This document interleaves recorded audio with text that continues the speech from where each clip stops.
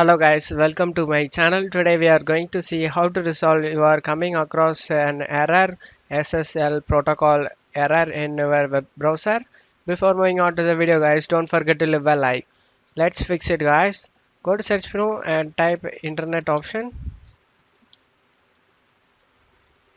Click on open it guys. Select content tab and select clear SSL state. The SSL cache was successfully cleared. Click on OK. Now click on advanced.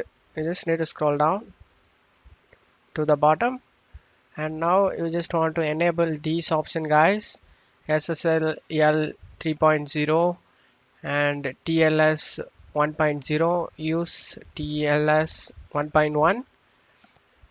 You actually need to turn these on, and after that apply and OK for save changes and see if that does resolve the issue.